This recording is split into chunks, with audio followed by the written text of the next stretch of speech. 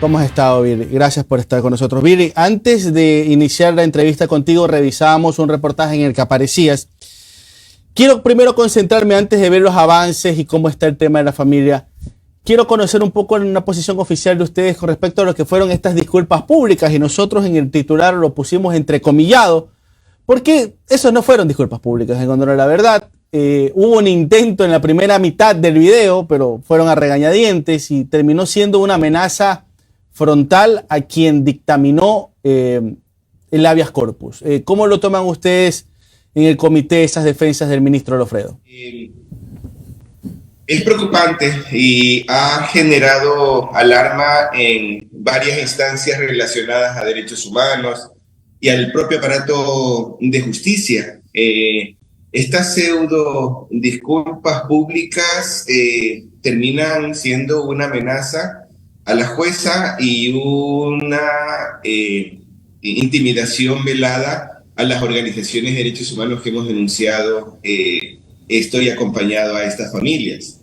Sin duda no logra, digamos, llenar el propósito de las disculpas públicas, que la jueza el 24 de diciembre estableció y ordenó.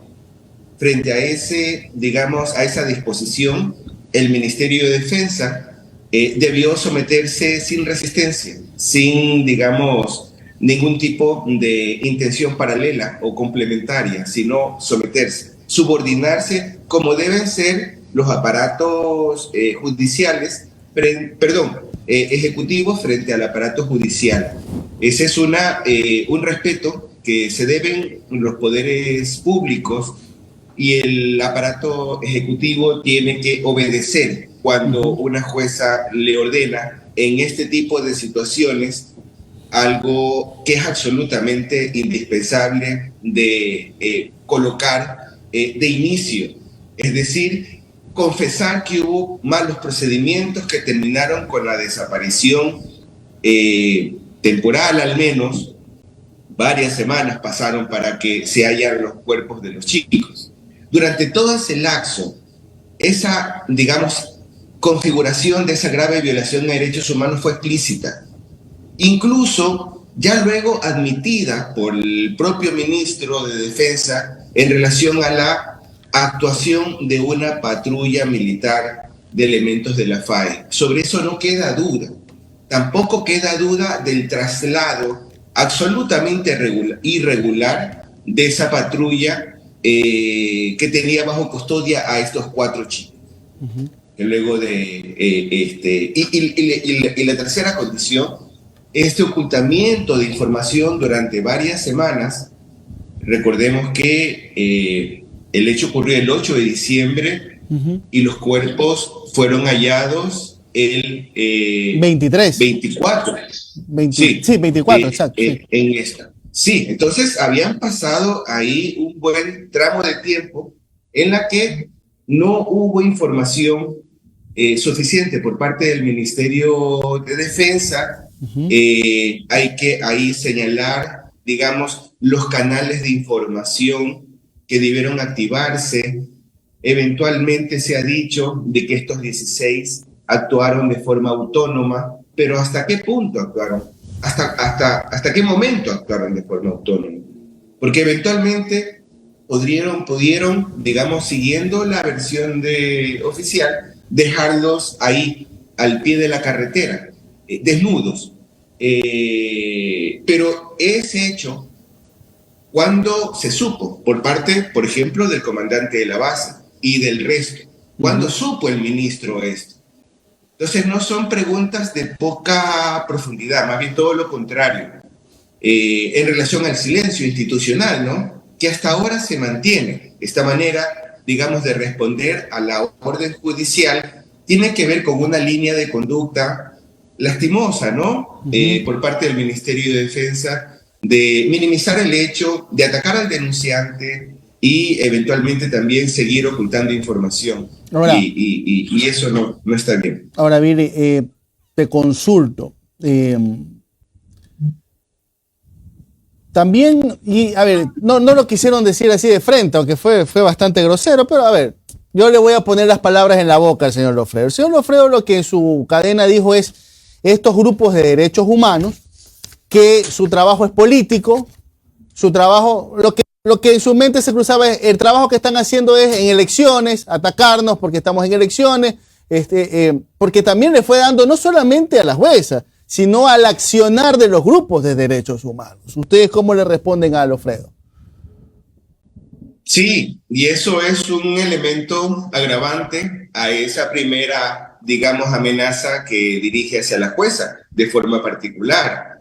Y es que también señala que tendría intenciones, y eso yo no lo dudo, lo hemos evaluado en organismos de derechos humanos y lo creemos capaz de eso y demás. Lastimosamente, la influencia del Ministerio de Defensa, no solamente con relación a este caso, en términos generales, en el ámbito político cada vez se expande más dentro del gobierno.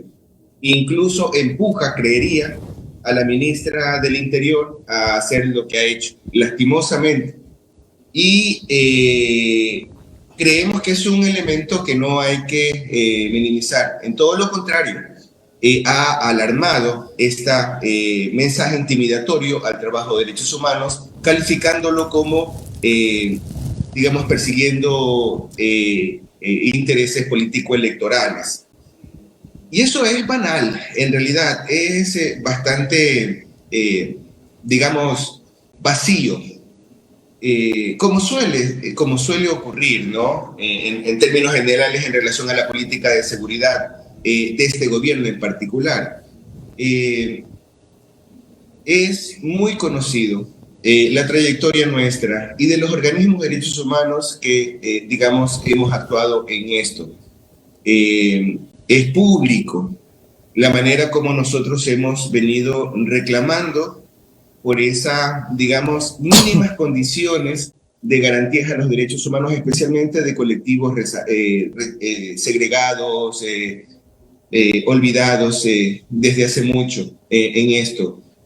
Y eso realmente lo que nos conduce a señalar es una mala intención de parte de él, me refiero al ministro de Defensa, de intimidarnos, pero eso no va a, digamos, tener efecto alguno en nosotros. Todo lo contrario, lo que creemos que el ministro ha comenzado a transitar ya desde hace algún tiempo, y no solamente con relación a este caso, es un sendero, digamos, bastante estrecho y solitario. Cada vez ese discurso es más etéreo, sin ningún tipo de soporte, y digamos, lo deja en muy mala posición con relación a la percepción ciudadana, lastimosamente. Billy, ¿cómo estás? Buen día. Un feliz año para Buen ti. día. Ayer justamente al ver al ministro Lofredo, antes de ayer, lo vimos con un buen grupo de uniformados alrededor. Yo pienso ahí en el tema del espíritu de cuerpo, ¿no? No hay forma de que reconozcan. Este espíritu de cuerpo, según tú, ¿es un elemento parte de la práctica de desaparición forzada? Sin duda, sin duda. Esta grave violación a derechos humanos, calificada como máxima tortura que un Estado aplica a sus ciudadanos, tiene una característica fundamental, y es que se extiende en el tiempo. No es que ocurre en un sitio y en un momento determinado, sino que se prolonga, y cada día que pasa se agrava más en relación al paradero, a la ausencia de información sobre el paradero de la persona que, digamos, está en custodia del Estado. El Estado lo tiene oculto, y ahí simplemente recordemos lo que nos enseña el caso Tribeca, que es reciente. En eso, hasta ahora, Johnny Gómez y César Mata, desaparecidos por la policía, y esto confirmado por la Administración de Justicia, y sobre eso ya no queda duda tampoco, hasta ahora aparecen.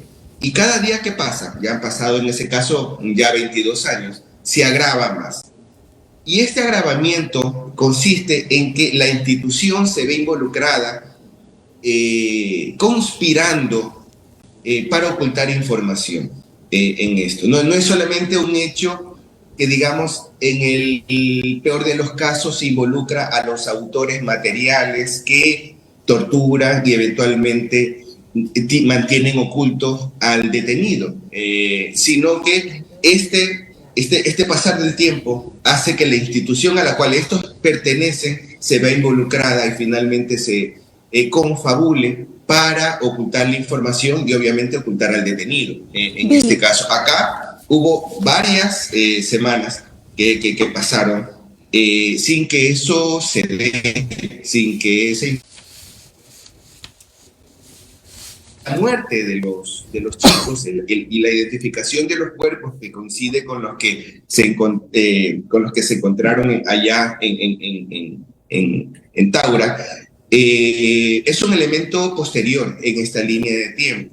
Es un momento en los cuales debe de haber sus responsables y su análisis y su investigación particular. Pero esto otro, a la cual se refiere la jueza en esa audiencia de habeas corpus, tiene un universo agravante único, ya, digamos, ahí configurado. Y es, digamos, lo que el 31 de diciembre también escuchamos al fiscal formular cargos que finalmente terminaron con la detención de los 16. Es decir, que la desaparición forzada, y en pocas palabras, no se reduce a la acción de los 16 militares, sino que va arrastrando la responsabilidad institucional que la hemos seguido viendo en relación a esas pseudo disculpas públicas que el ministro de Defensa dio.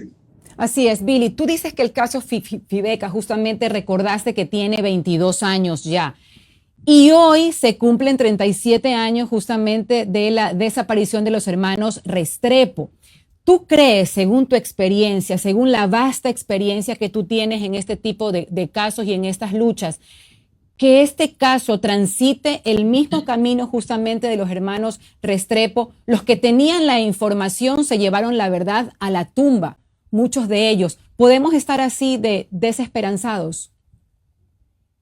No. Yo creo que este caso de los 4 chicos de las Malvinas ha calado tan profundo que nos permite darle un golpe, digamos, a la percepción ciudadana muy amplia que se encuentra preocupada y monitoreando todo esto. La movilización ha sido bastante también masiva y en muchas partes del Ecuador, no solamente en Guayaquil.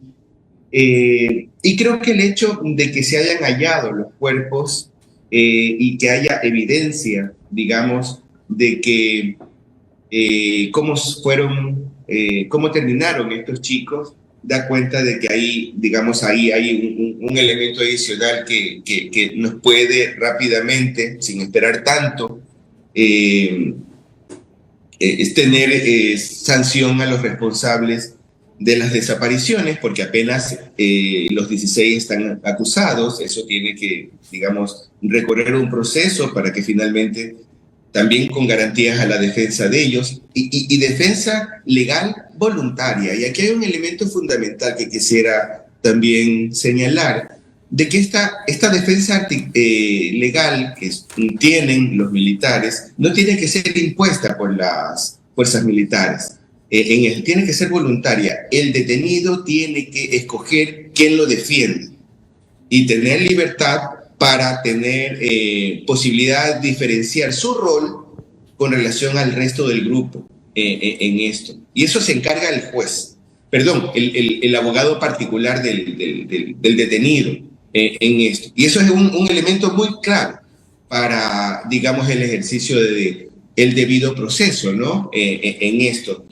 Pero entonces creería que este caso sí nos permite tener una experiencia más concreta, más pronta, de hallar responsables y que estas familias finalmente puedan hallar serenidad, porque se encuentran en una situación de extrema angustia aún, porque hay un aspecto y lo hemos visto en el reportaje que han exhibido, en negación de que los chicos que se encuentran ya ahora sepultados sean sus hijos. Billy, 2 preguntas como para ir cerrando. Ayer se cumplía, si mal no recuerdo, sí, ayer se cumplió un plazo para que el Estado ecuatoriano entregue información a una comisión de la ONU. No recuerdo exactamente su nombre. ¿No sabe si se cumplió con ese procedimiento?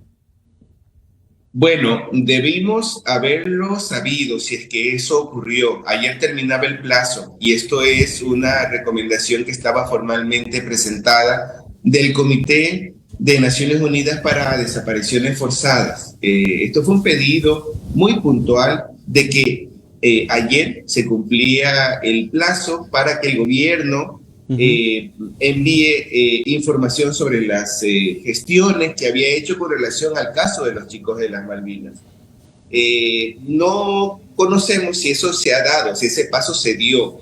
Y de haberse dado, debimos haberlo conocido por cuerda separada esta respuesta. Estamos atentos a que eso haya ocurrido y que, digamos, tener posibilidad también de generar un criterio desde sociedad civil, desde un organismo de derechos humanos, sobre lo que el gobierno está diciendo, que parecería ser que no es en buena posición, transparente, digo, ¿no? En esto, todo lo contrario.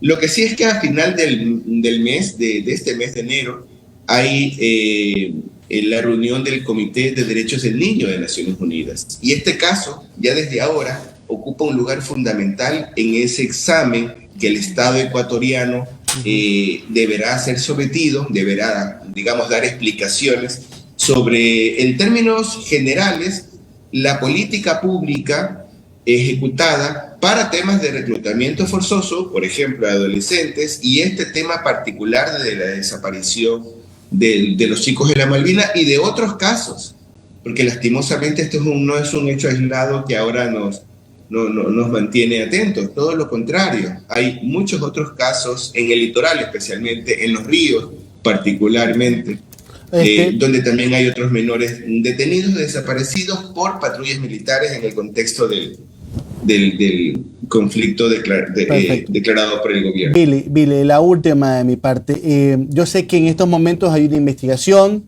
que lleva en curso la Fiscalía, todo esto es reservado, pero ¿ustedes están satisfechos con el trabajo que está haciendo Fiscalía, más allá de lo que pueda hacer el Ministerio del Interior o el de Defensa? ¿O creen que también está teniendo obstáculos la propia Fiscalía?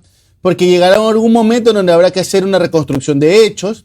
No sé si es que, ya los cuerpos ya fueron sepultados. No sé si se pudo hacer todo el análisis forense de estos cuerpos, porque no solamente es identificar los cuerpos, sino saber si esos cuerpos fueron torturados, si fueron, no sé si recibieron disparos, si fueron, no sé, varias cosas que identificar y que la Fiscalía tiene que enterarse. ¿Cómo están viendo el trabajo de Fiscalía y cómo avanza?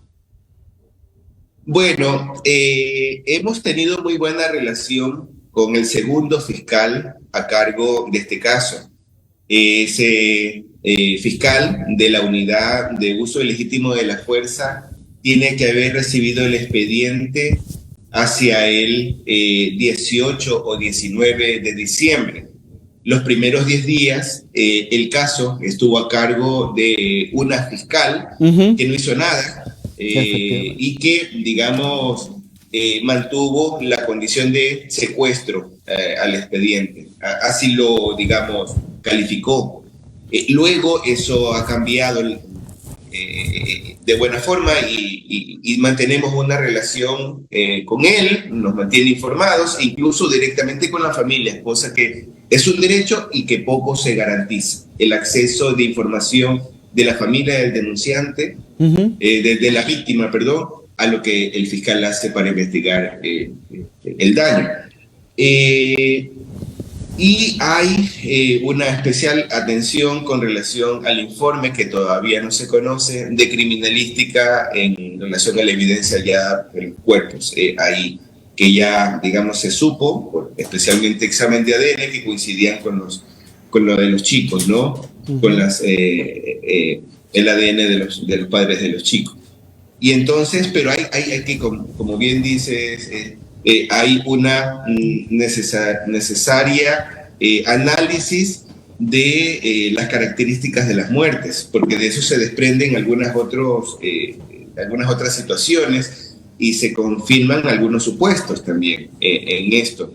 Pero luego, exactamente, toda la apertura que el Ministerio de Defensa, que lo vemos que va por rumbo distinto, esa, digamos, transparencia y apertura que inicialmente se había ofrecido, parecería ser que no es tal, que sigue siendo, digamos, ahí cerrado a brindar información, sigue ocultando información y sigue atacando a los denunciantes. Entonces hay una preocupación particular. Nosotros vamos a estar monitoreando y acompañando a la gestión fiscal hasta donde podamos, obviamente. Él tiene su propia libertad y autonomía en esto, y está bueno que lo sea así. Confiamos en el criterio profesional del fiscal y estamos ahí como apoyando la gestión. Pero hay una parte que le toca al Ministerio de Defensa cumplir, y eso es importante que lo haga. Y este monitoreo nuestro tiene especial dedicatoria a esa responsabilidad institucional para que brinde las facilidades de la investigación del fiscal, que hace el fiscal. Ok. Viri Navarrete, director ejecutivo del Comité de Derechos Humanos. Gracias, Viri, por estar con nosotros. Un abrazo. Cuídate mucho. Gracias. Buen día para ambos. Hasta luego.